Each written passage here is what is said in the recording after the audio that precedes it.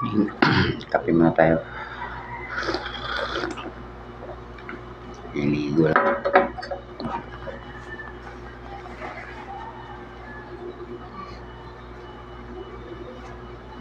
Maya na ako magsuklay. Kat sa taas. Kape muna tayo.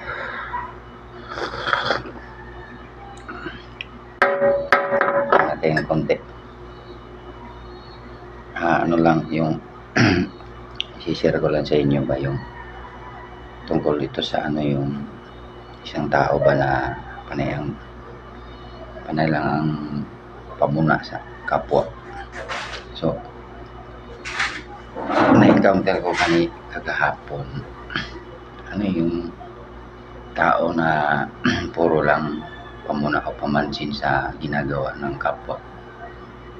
Tapos yung binabalik ko na sa kanya, tumatawa pa siya na ano nung karap ko. Tinanong ko siya kung yung pagtawa mo ba natutuwa ko pa sa akin. Kung natutuwa ka, thank you. Pero kung di ka ba natutuwa o tumawa ka na walang dahilan, is sasabi ko sa'yo, may tililiin ka. Kaya galit na galit sa akin. So, inano ko na lang din siya para tumigil yun sa pagpupuna ng mga kasamahan namin o ako rin mismo ay tinatamaan ng mga ganong klaseng mga pag-ugali ng tao na hindi kaya ng nasa dibdib na kundi sumabog na yung pagkaingit sa kapwa. So, yun ang ano ko kagapon, encounter ko kagapon sa pangaraw-araw nating buhay. So maranasan naman talaga natin yan na hindi maiwasan na meron talagang tao na pinupuna na yung sarili mo, pinapansin na yung sarili mo, kinuputya ka daw, kung ano-ano man yung issue na ibabato sa'yo. So hindi nawawala yun sa mga taong gano'n. So, dapat na nating oo, inaunawa ko na una, pero parang binigyan ko lang din siya ng kunting para tumigil sa mga ganong klaseng gawain. Kasi hindi naman maganda kasi na puro ka lang nasa kapwa mo. So yung sarili mo hindi mo na nakikita kung ano para may lahat tayo may kapintasan. So yung dapat natin tandaan at dapat unawain din natin sila. Naunawaan ko rin naman yun. Hindi ko lang maintindihan yung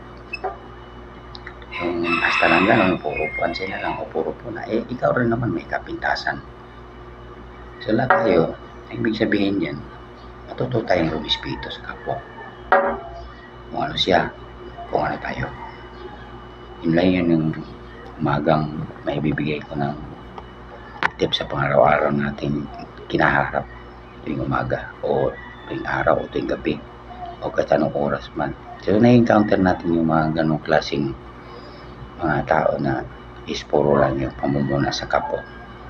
So laman na ng puso nila yun, pero hindi nila iniisip kasi mostly kasabihan dyan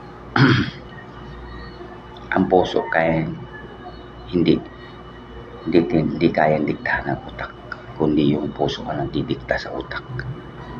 Kasi kamo mataas yung pinag-aralan, ba't di mo naisip na masama na pala yung binibitaw mo sa kita. So ito yung nagdidikta ng utak, kaya lumalabas yung tunay nilang pagkatao. So nandito yan, kung may mabuting kalooban ka, so lalabas yan, hindi yung dapat kung nasa puso mo